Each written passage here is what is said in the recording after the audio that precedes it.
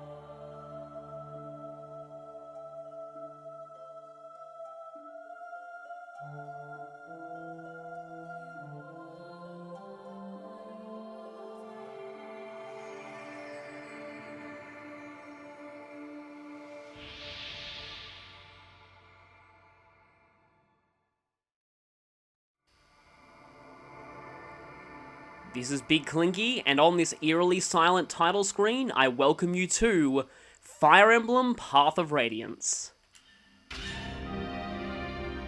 The 9th game in the Fire Emblem series, though only the 3rd to be released outside Japan. It started development earlier than Sacred Stones though, so it was intended to be the 8th and 2nd respectively. It was also, for me personally, the 2nd game that I ever played. I found out about it in a magazine once, very early in its development. All information went dead for a few years, and then one day I saw it in a local game store and thought, the GameCube Fire Emblem is out now, might as well get it. So yeah, I was one of the lucky ones who actually picked up this game when it first came out, which is very, very hard to do now. Yes, I am well aware that this game is insanely expensive to get hold of these days, which is really a shame. I hope that Nintendo or Intelligent Systems does some kind of a re-release of this game somehow, because it really needs one. While in my opinion, it's not the best game in the series by a long shot, I do think it's one of the best games on the GameCube, if not the best, so if you're lucky to have this game, definitely hold on to it. So, you actually have to delete an old file in order to start a new one. So let's begin a new game. As always, when beginning a Fire Emblem game, we get to choose our difficulty level. We have easy, normal, and difficult. Here is the sign of a pretty big localization change. In the Japanese version, easy mode didn't exist. This mode was created solely for the English localization. It's pretty much the same as normal, apart from a few of the early game bosses being a tiny bit weaker. The main difference is you get a lot more experience on easy. I find that easy mode is great if you just want to quickly create a data transfer file for Radiant Dawn. That is, unless you have the early American version of Radiant Dawn where that's bugged if you have easy saves. That's a downside of them creating easy just for the English version. Difficult mode, on the other hand, is in my opinion a complete joke in regards to Fire Emblem hard modes, but I'm going to be playing this because there's actually exclusive gameplay content only for difficult mode. In the Japanese version though, this wasn't the highest difficulty. There was another difficulty called Maniac mode. That was removed entirely from the English version. But anyway, I'm going to be selecting difficult, which I'll be calling hard for the sake of consistency with the rest of the series as I go through. Now, after choosing a difficulty, we end up on this screen, which you won't see if you're playing the game for the first time. The level up method switch is only unlocked after you beat the game once, so you get to choose between random and fixed mode. Something that a lot of guides weren't really clear about when this game first came out is that random is the default mode. This is how it is in every other Fire Emblem game. If a character has a 50% growth rate in strength, they have a 50% chance of gaining a point of strength when leveling up. Simple as that. Fixed mode is a lot more complicated. Contrary to its name, it's not actually fixed, even though it does kind of look that way. Fixed mode equates to the effort point system in the Pokemon games, if you're familiar with that. Basically, characters gain stat points as they level up, and the rate at which they gain these points is determined by their growth rates. But it can also be influenced by what weapon they have equipped and what enemies they fight. So this can get a little complicated. I plan on making a full video discussing fixed mode when I get to the end of the playthrough. But anyway, I'll be choosing random for this because it is the default. Also, since this is a second playthrough or further file, there will be a few other new things when I play the game that won't be on a first playthrough. I'll be discussing those as I go through.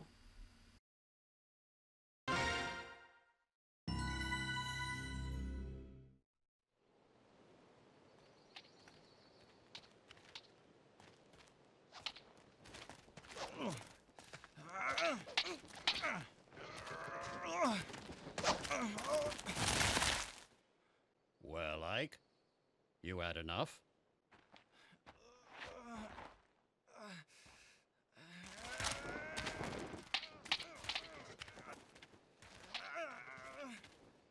Dad!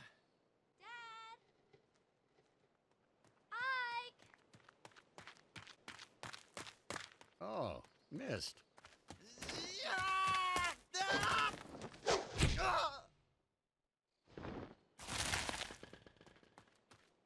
Ike? Oh no!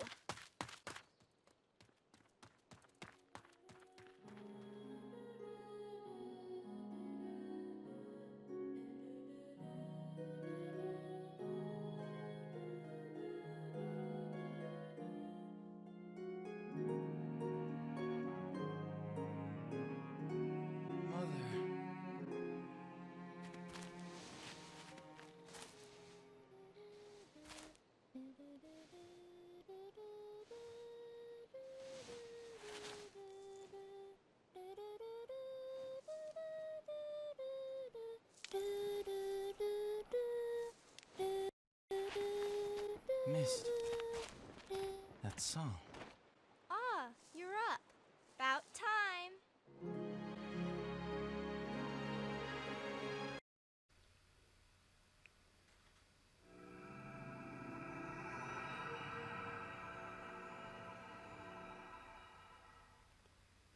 Yeah, sure, the voice acting in the opening movie suffers from cheesy dub lip lock syndrome, but for its time, it wasn't bad. Definitely not as amazing as, say, Echo's, but it doesn't verge into so bad it's good territory like Radiant Dawn, at least in my opinion. Oh boy, we'll get to that when we get to it. I'm going to be laughing so much at that game's cutscenes.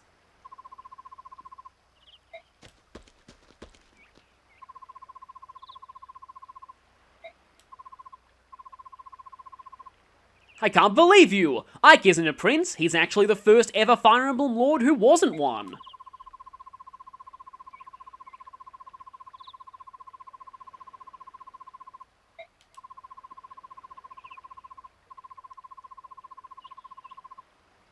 Let alone a Fire Emblem main character, getting one-shotted is not a good quality for one to have.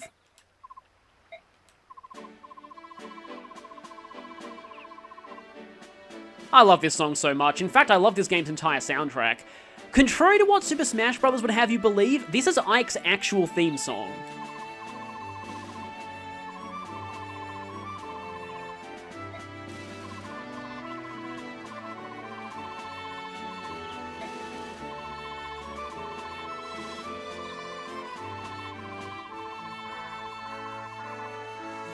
Ike, I'll help you do one better. I'll help you actually beat him.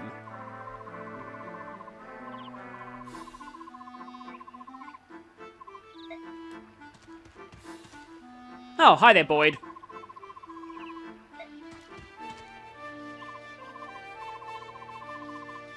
You came at the perfect time.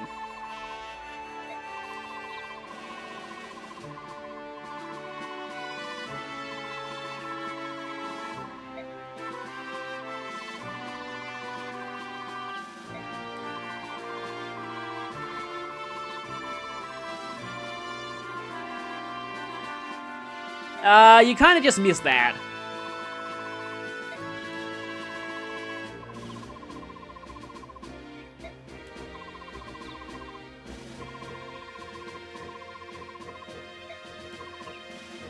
Mist is pretty great.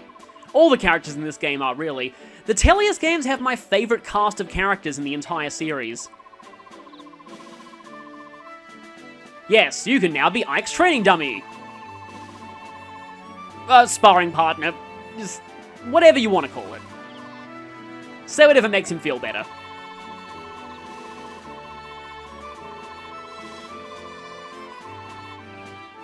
And someone he has weapon triangle advantage, that too.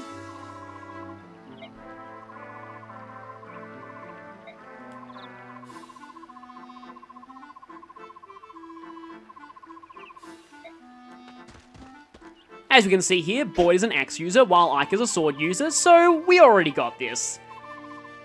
Time to beat up the training dummy, aka Boyd. The player phase fanfares are pretty cool. Fun fact, they were originally planned to appear in the GBA games to some capacity. So we can look around the map, you can see the controls in the bottom right hand corner of the screen. I might leave that there for the first few maps, that can be turned off. Speaking of turned off, so if you're playing on easy or normal, here is where you'll be told whether you want tutorials on or off. This was the first Fire Emblem game to not force tutorials on you, and in fact tutorials work very differently to how they do in the GBA games. Instead of being forcibly integrated into gameplay, they're actually static movies that you can watch in the guide option. So here are just basic tutorials, and on easy or normal, you'll get prompted whether you want to watch a tutorial or not when a new gameplay mechanic is introduced. On hard, you don't get that luxury, tutorials are off by default. However, I want to show one of these. I will say though, if you haven't seen these tutorials before, I would highly recommend watching them. They're hosted by Anna, and they're actually really funny. A lot of them, they make fun of a lot of Fire Emblem gameplay mechanics. It's pretty awesome. But I want to show the shoving tutorial here because it's a mechanic that's mostly exclusive to Ike's games, and it's a very important one. So, hey there, Anna. So, a quick lesson on the shove command. So, foot soldiers can shove others. What are these conditions? Well, she's gonna tell us. So we have this guy here, and he's gonna shove this enemy fighter. We get this option in the menu. If you shove someone, you can't attack, obviously.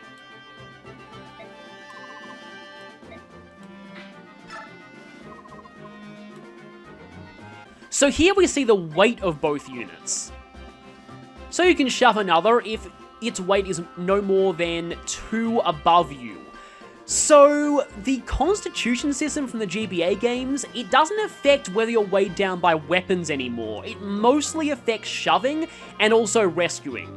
It's still kind of important, but not as important as it was in the GBA games, thanks to, weapon weight is now determined by strength, but I'll cover that later. So yeah, our weight is 2 below theirs. That's the bare minimum we need to be able to shove them. You'll want to bear this in mind because some characters are heavier than you might expect them to be, and some are lighter than you'd expect them to be.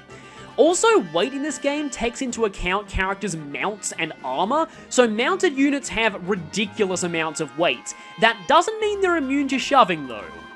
We'll see how that works a few chapters down the track. So yeah, we push the enemy 1 space. Why'd you do that rather than killing them? Well, this can help get them out of range of some more vulnerable characters, or it can help push them into range of someone that you want to get the kill on them. There are actually a lot of uses for shoving. And not only can you shove enemies, but also... No, please, ow! I'm a green... Ah! Hey Einstein, I'm on your— Ah! So, you might notice that this game differentiates other and allied units. I'll explain that much later. We don't need to know about that for now. So yeah, mounted units can't shove, and you can only shove somebody who is 2 or less weight above you. So that's the only tutorial I want to show for now. So let's check out Ike Stats. He seems pretty basic. He has a training sword with a ridiculously high hit rate, and he's of the Ranger class, not Lord. This Ranger class is actually a different class to the one that appeared in Sacred Stones. And no skills. We'll find out what type means later. D rank in swords, 6 movement, which is 1 above the average movement for non-promoted foot units in the GBA games. Movement overall higher in this one. And we're facing Boyd, who's using a practice axe, which ironically I think is stronger than an iron axe.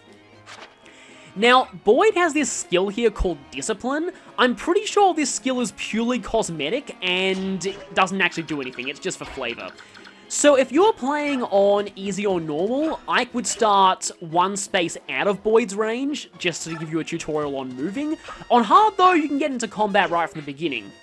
Although we can also shove him if we wanted to. I'll be showing that in bonus footage.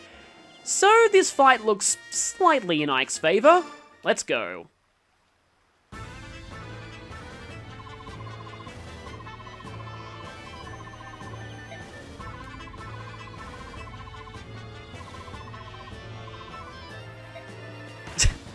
And before he can get into a rebuttal, he gets smacked.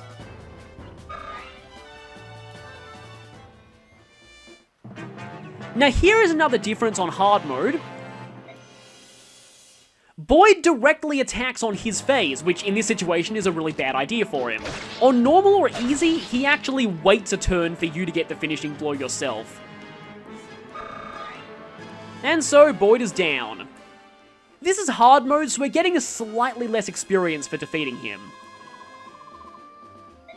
And he's now a green unit, which means that he's going to suffer from NPC-itis. Get him away from everyone!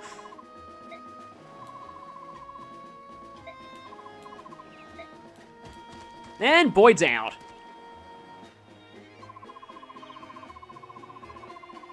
Fun fact, all of the prologue enemies have this skill assigned to them that's called Immortal, which means they don't disappear from the map when they quote-unquote die.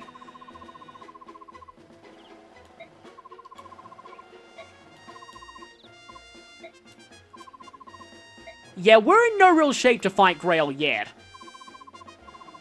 We need a little bit of healing. And so we get a Vulnerary. So here's our tutorial on how to use items, or lack of one, given that this is hard mode. So now's a good time to talk about the inventory system in this game. Characters have separate inventories for weapons and items. They can hold up to 4 of each, so the Vulnerary goes in a separate inventory to Ike's weapons. Also, we have Grail on the field here. His stats are incredibly low for a level 10 hero, but obviously he's holding back. As you can see, he has an S rank in axes, but that's not going to matter here. So obviously, you want to go ahead and have Ike heal here. Grail moves to attack you whether you use the Vulnerary or not, so beware of that. You can actually lose the tutorial in this game. He does give you 1 turn though, but if you don't use the Vulnerary over 2 turns, then he will actually move and attack you. Okay, so he's doing 6 to us. It's going to be safe for Ike to get the first hit in. If you're playing on easy mode, you can actually get Ike 2 level ups in the space of this 1 chapter by dragging out things with Grail intentionally, but on hard mode, I don't think that's possible. See how much experience you get just by hitting him though? That's because he counts as a boss. On easy, you get even more experience because bosses are worth a lot more on that mode. Thankfully, Ike will survive this with exactly 1 HP. And this is your indicator that Grail is going to move now. If you have Ike stay where he was, this is where Grail would move and attack you. Thankfully though, Ike is in a perfect position to finish Grail off next turn. And we have no risk of being screwed over by RNG thanks to our incredibly high hit rate on our swords, so let's do this. Weird thing is that on Maniac mode, Grail has an extra Vulnerary, but I'm not sure if that affects anything.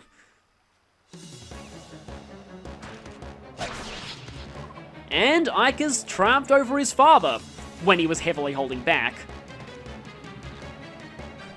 Slow over-dramatic defeat animation. And with that, Ike levels up.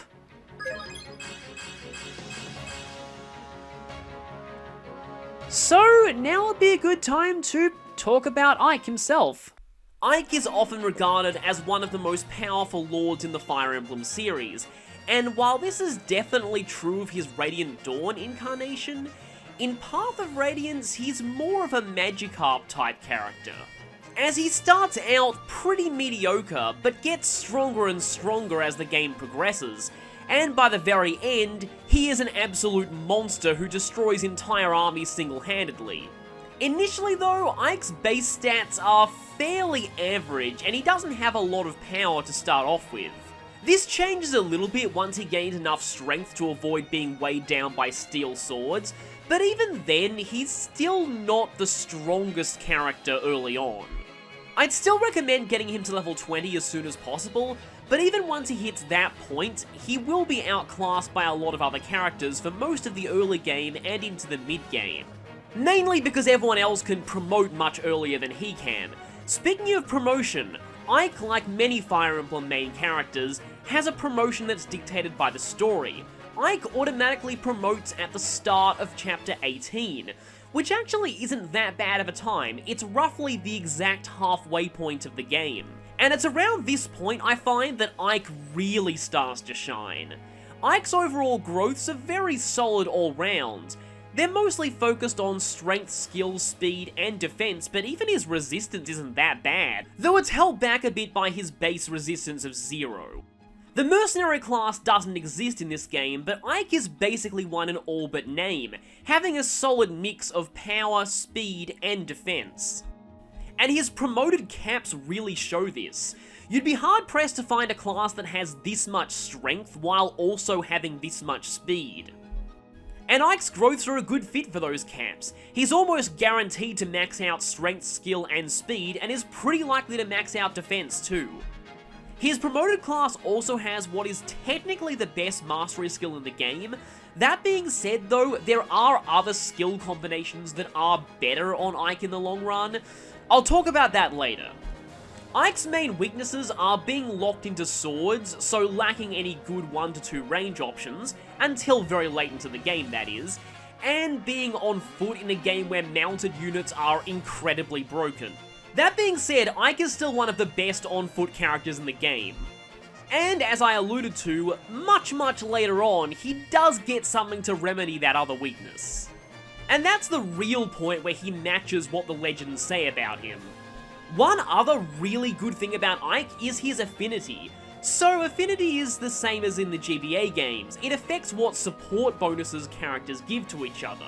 Ike's affinity is new to this game, Earth, and it's probably the best affinity in the game.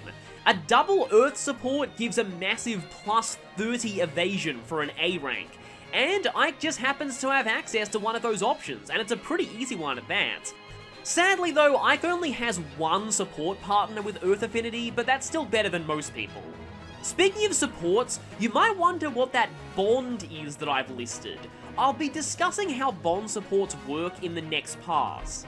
They're basically automatic support effects that don't require any support ranks to access. Now, you might be wondering if some of the bond supports that I list in these bios are spoilers. Here's the thing though, bond supports work between characters regardless of faction. So characters might have bond supports with NPCs or even with enemies. So just because you see someone listed as a character's bond doesn't necessarily mean they're playable, just keep that in mind. Overall, Ike might not be quite as amazing in this game as his reputation suggests, but for someone you're forced to use, he could be a lot worse, and I'd say he's definitely above average when it comes to Fire Emblem lords.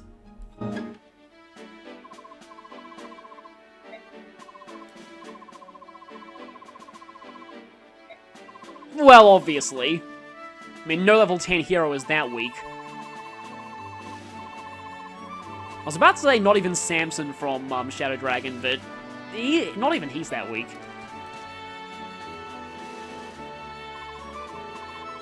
Can we get a full portrait conversation? Yeah, sure you weren't, Boyd. Sure you weren't. Your stats totally aren't the exact same as your base stats will be when you join us.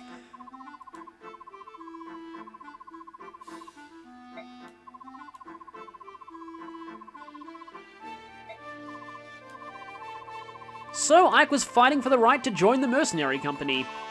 Boyd's apparently already out there on the battlefield, and yet he's still pretty low level.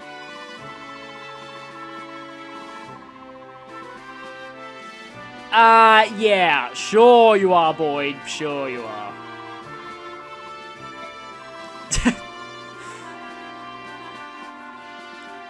Actually it wasn't. We both had no chance of critting and we both had a 100% hit rate, so yeah, Ike was just better. And he had the weapon triangle on his side. But now, Ike actually gets to take the field for the first time.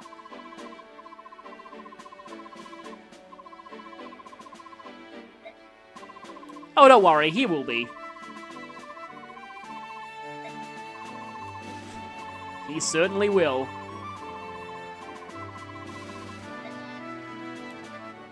Who is this everyone he's referring to? We'll find out next time. And so, that was Ike's humble beginnings as the son of the head of a mercenary company. You no doubt are aware that great things are in store for him, and we'll see how that begins next time.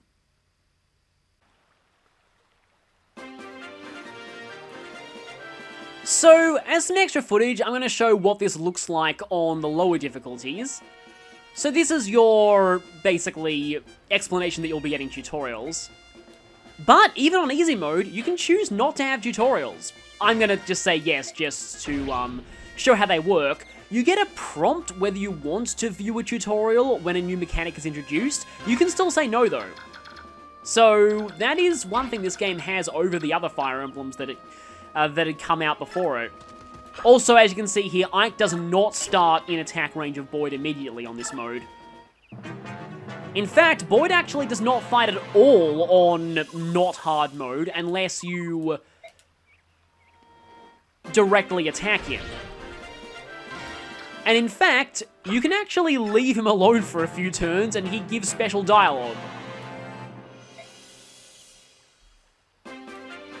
He actually has quite a few lines.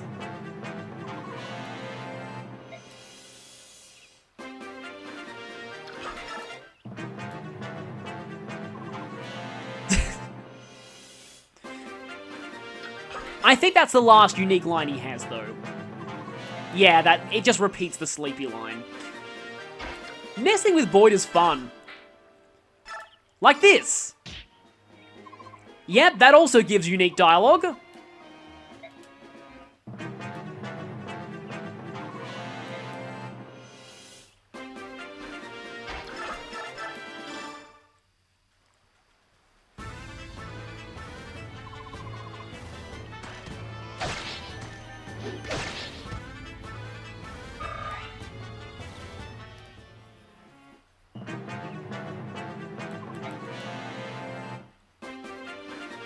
Oh yeah, as you can see here, Boyd does not attack back on his turn on normal or easy.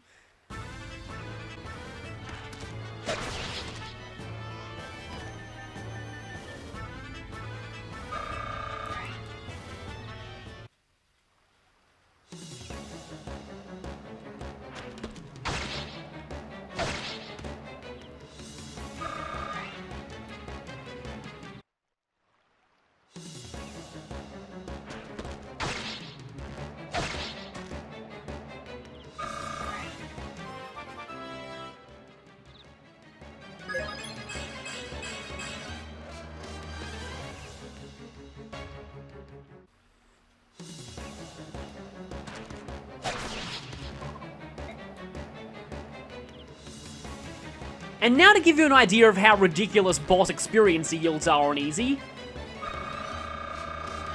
Yeah. Ike is guaranteed 2 level ups in this chapter on that mode. That's all I want to show here, so I'll see you for the next video.